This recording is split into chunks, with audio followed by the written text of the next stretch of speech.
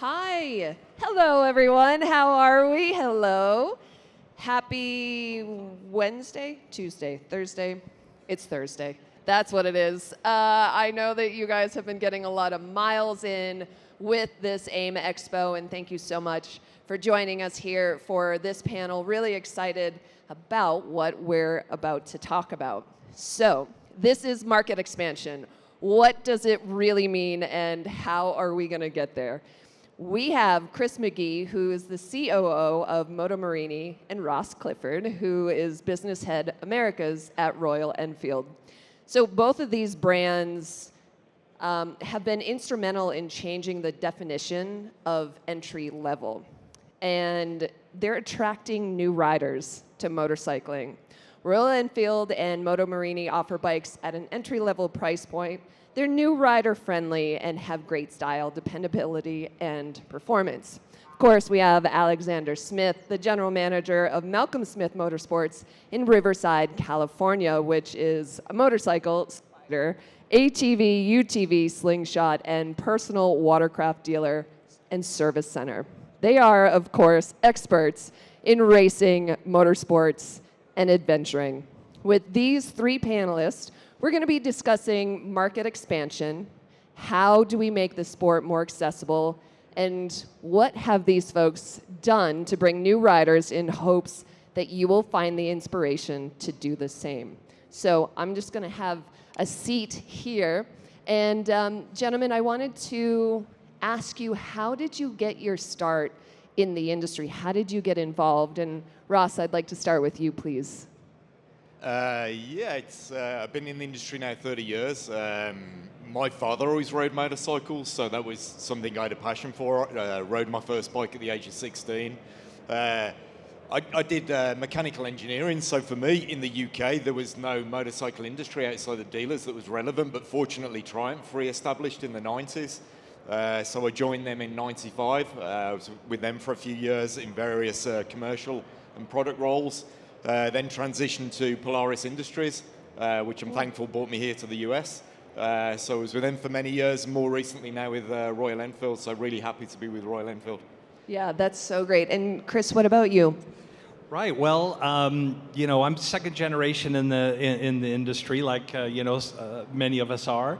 Both of my parents were kind of, I think instrumental in early development of the market themselves. My father was head of R&D at American Honda for a number of years. He developed a lot of the early race bikes at Honda, and he went on to design the Scott motorcycle goggle. So invented a category. There wasn't a dirt bike specific goggle until the Scott dirt bike goggle designed by my father. Everybody wore the kind of ski goggles. DeCoster had those open Carreras or the aviator glass goggles that your dad wore, that Malcolm wore.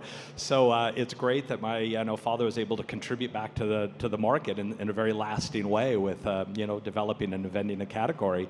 And my mother was a pioneering racer. Mary McGee, she competed at the highest level professionally with all the men of the era.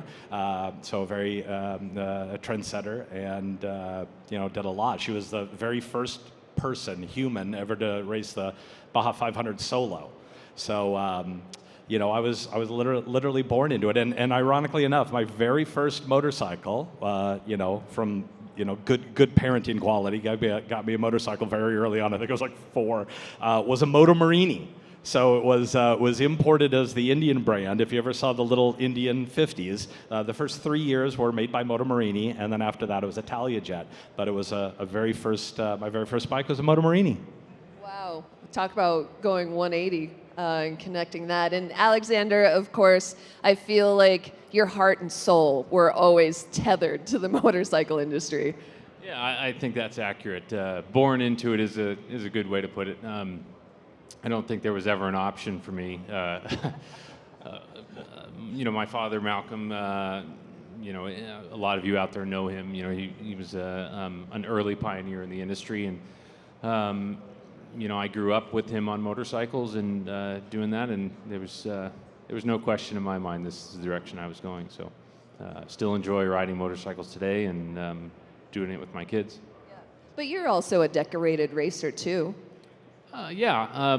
If you ask my wife, I still race. If you ask me, I don't race anymore. So, Okay.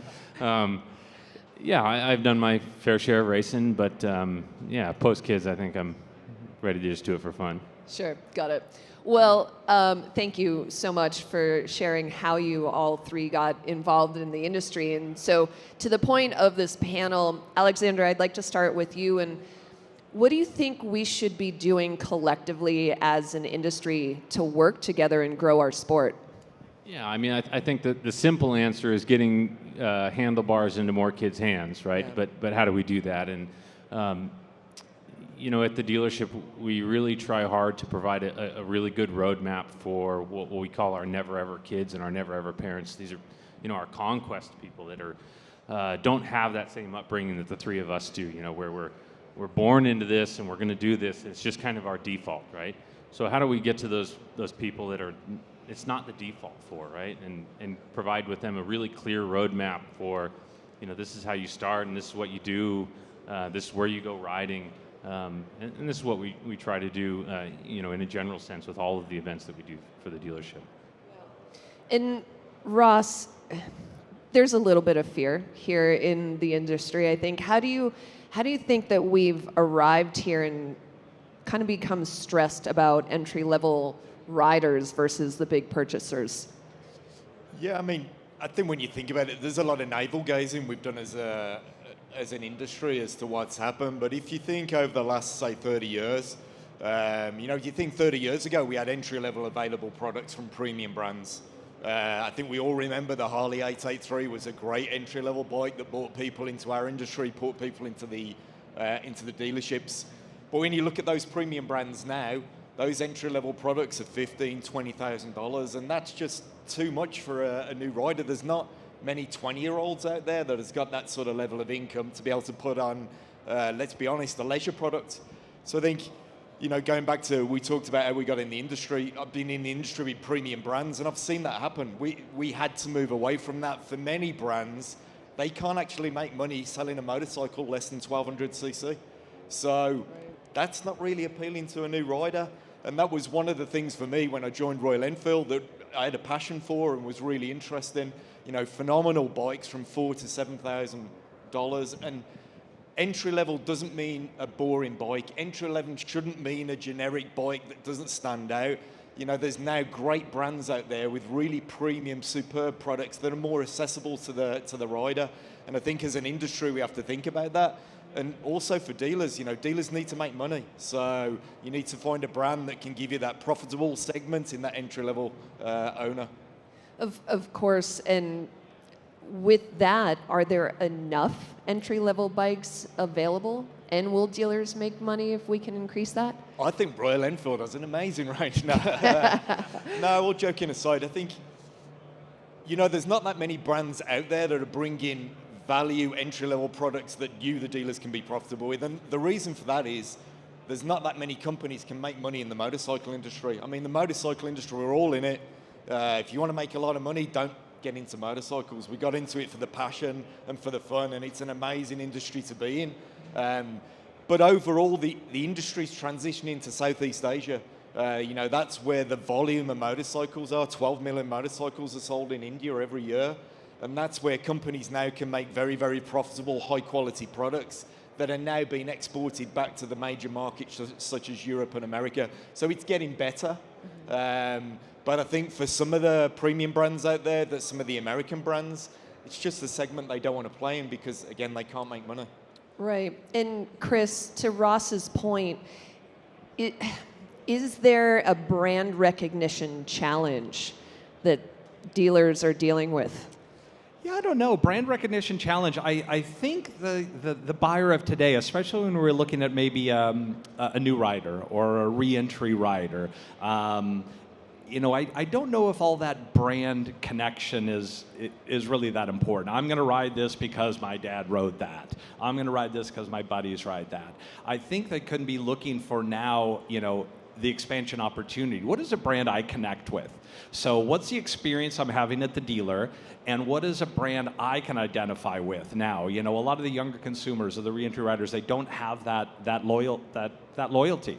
They're looking for that connection. So, you know, Morini, a legacy Italian brand founded in 1937 with this trajectory of tradition and history and everything. It's a great proposition for the American dealers because it's a preset of history defined in motorcycling and great European tradition and history. So you're finding, I think, you know, opportunities of different brands with new buyers. Alexander, to his point, are you finding customers are coming into your dealership to align themselves with your dad's name and now yours into the future? Yeah, I think to answer your question directly, yes. And I think that's what every dealership should strive to is have that connection with their customer where their consumers are coming in we want to be a part of this tribe because for whatever reason, right? They do the cool events in the community, or they've got that racer that's sponsored at the event that won the overall last weekend, or whatever it is. But I think we should all, as dealers, focus on how do we become that tribe that our community wants to be involved in. Yep, absolutely. And there is a perceived, well, I think this is probably honest. We're an aging generation. What do we do to combat that? Yeah, it's a great one. I mean, we're all getting older. I certainly feel it in my knees after standing up here for a few days, so that's for sure. But I think we've got to find out truly as an industry. I don't think we've truly found out what the younger audience really wants from our products or wants from us. You know, the marketing that worked to the boomer generation, the millennials, probably isn't going to work for the next generation. You know, the aging rock track and a bike rolling up a canyon probably isn't that appealing to the younger audience. And I think there's still hope. There's still some excitement out there. I think Liberty Media's looking to acquire MotoGP. I mean, if you look what Liberty Media did with Formula One and Drive to Survive, if they can do something similar with MotoGP, that could be exciting to the new audience. And then I think we've got to find out what do younger riders want from us. It's probably not the same buying experience that we've sold for the last 30 years. It's probably a different engagement, a different experience. And I think we need to understand that and then as an industry work to unlock it. Yeah. Well, going from one connection where we're all in, but we need to increase the people that are coming into the sport. Chris, in your opinion, what's the role of both the OEMs and the dealers in helping to foster a connection to the sport? Sure. Well, I think on the OEM side, you know, it's about really kind of the development and availability of product that's really meeting the needs of today's consumer. And, you know, we're finding that evolutionary scale, and especially here with the transition of the riding demographic. So, you know, having that model, that bike, that brand that is really accessible. You know, price point is part of it. Quality is a huge part of it. Confidence is part of that. And then also now, as an OEM delivering that to our dealership partners, you know, how are they communicating that back out? So it's definitely a two-way street. So we're now manufacturing a bike that has all those capabilities and checking those boxes and offering a portfolio where, you know, it's the east or the west or the south or the rural versus the urban. So making sure you've got a portfolio of models that is, you know, is going to do well in each of those, and then working with the dealership partners so they're communicating that, us supplying great content for their website, for their digital, for their social media, for branding inside the dealership, and being able to kind of find that collaboration point so the dealer can communicate all those tactical elements that that brand is providing, so that expression is met on the floor, so it becomes an easy sale. And Alexander, what do you think about that? Yeah, I think a lot of the OEMs are thinking about this and are addressing it in their own way. I think the lower cost entry level bikes are a great start. And then I think from the dealer side, as dealers, we need to all look at ourselves and say, okay, what do we need to do to address this problem, right? Because we can't just point to the OEM and say this is their problem. It's our problem too. And we just need to get out there and do more grassroots events and get more butts on seats and get more kids riding, get more young people riding, and we do that really by doing events that are focused on that never ever conquest consumer. Yeah. And those events we're going to touch upon a little bit more. I was wondering, do you think that manufacturers are doing enough to support dealers? Yeah, that's a hard question here. Yes, I think so, but I think there could be more support for events from the OEM side to the dealer that focuses on specifically that, like let's get out and ride these motorcycles, and how do we get those conquest customers on the motorcycles today? Yeah, and Ross, maybe to Alexander's point that he just made, how can manufacturers and dealers support each other for new rider initiatives? Yeah, great question. I think, historically, a lot of OEMs have basically sold some cheap bikes to MSF schools and hoped that would trade through to building the industry. I think we've got to do more than that. Clearly, we have to support MSF and try to drive more new riders to go, get trained, to engage. I think Alexander had a great idea. Grassroots, that's really key. Trying to be available, trying to be visible to people. But I think we also have to sort of position to the new riders what sort of most motorcycling can be to us. I mean, again, I go back to it's a generational shift, isn't it? And I think if you look at the younger generation, I mean, think of how great motorcycles are. You go out for a motorcycle ride, it cleanses your brain, you feel great about it. The newer generation now is really focused on mental health. How can we focus on different elements that can engage people with motorcycles that probably for my generation weren't relevant? So I think as an OEM, we have to look at that. We also have to work together as an industry. I think, again, we've all seen that meme of Spider-Man pointing to each other. Like, we can't be that in this industry saying, well, it's his job, it's their job, somebody else is going to do it. We've got to collectively do more as an industry. And doing more collectively as an industry, Chris, is there a way that we can lower prices? Because I don't feel like beginners can afford a $20,000 bike. Sure. I think that, offering, having that portfolio of being able to offer bikes at a affordability, we talk about that new rider, that re-entry rider, and, that $5,000, $6,000, $7,000 range, and that sweet spot to really make a buying decision a little bit easier. I think it's, it's not, maybe it's, price is part of that equation, but we also have to convey the passion of this industry. Nobody needs a motorcycle, but everybody wants a motorcycle. We need to manufacture motorcycles that people want. Delivering that affordable price, I think is the underlying issue. Yes, we're delivering that price. However, it's fine Italian design motorcycles that convey a message and a passion that captivates you. When you walk in and you see the bike and you go, the red one, that's my bike. That's the expression that I think is really going to turn that page and make that sale easier for the dealer, and also that confidence. I'm a new rider. What does this mean? 3-year warranty. Fantastic. I know I can get on this thing and ride with my buddies on the weekend, ride to work, ride on a date night with my wife or girlfriend and enjoy the experience. So I think providing that enjoyment, that passion, that confidence, and that inspiration. Motorcycling is a passion and inspiring. And I think that's a huge part of the message, along with, affordability. Yeah. And Alexander, to that passion, we want to get them young.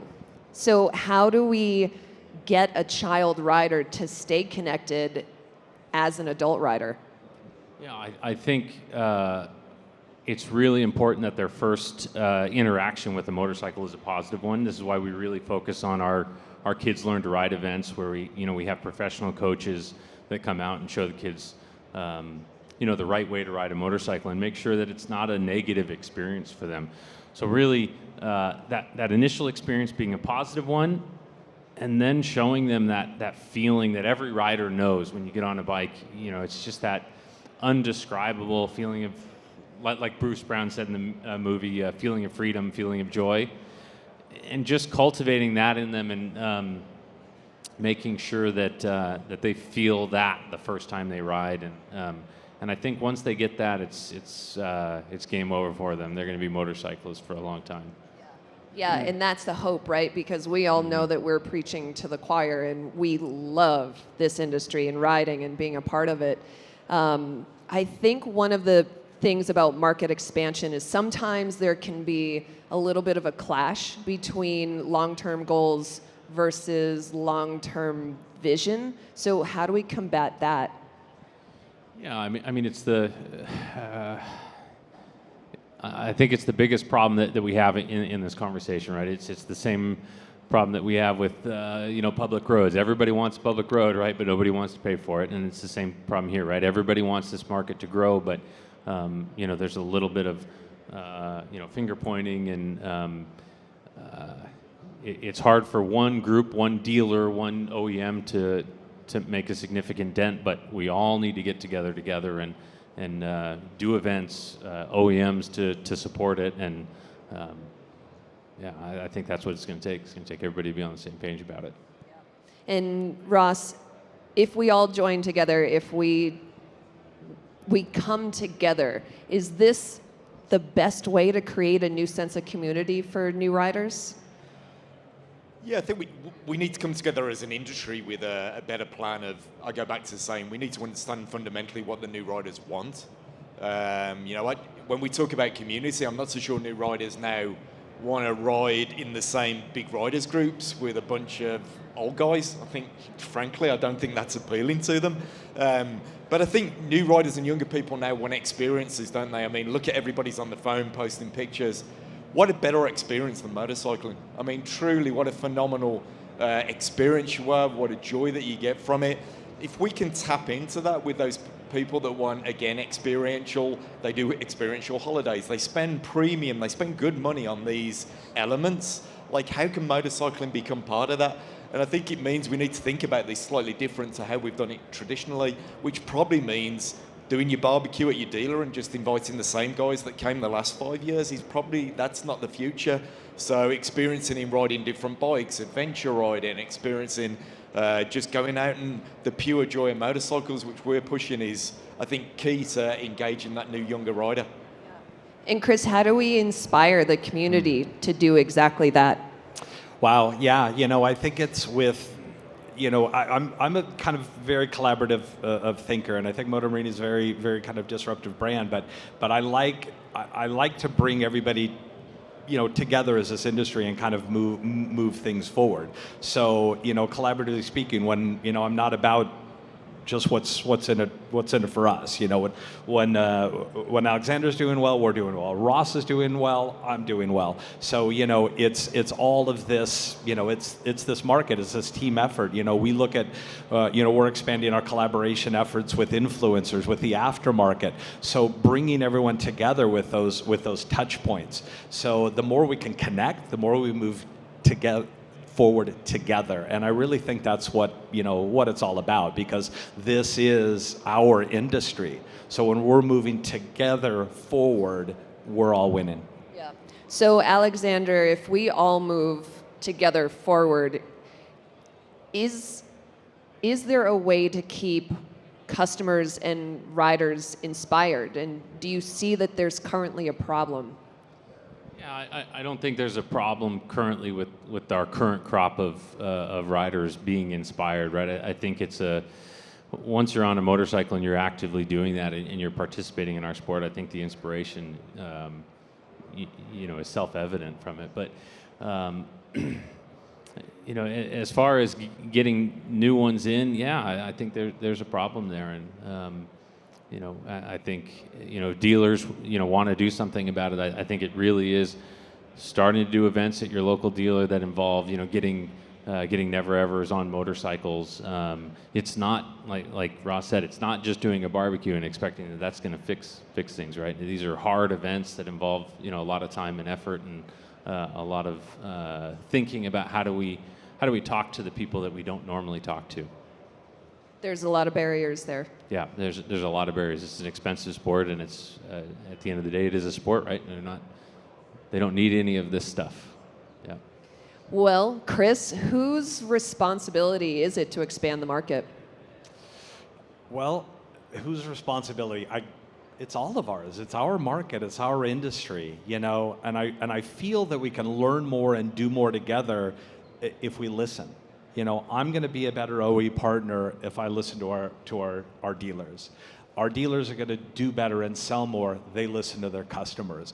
I'm going to learn more by listening to what some of the other competitors are doing within the space. So growing together is really inspirational. So whose responsibility is it? I think it's all of ours. It's I do this as somebody, old friend or a colleague calls up. Hey, let's get together for lunch. We need to discuss this and this. And I go, yeah, lunch. Instead of lunch, let's go for a ride, because I think that's going to free up some thought, and that's going to then put us into the experience that we're trying to benefit from. So, I think it's the small steps that we can do together that are really going to mean a lot going forward. And Ross, what are your ideas on what a solution could be as well?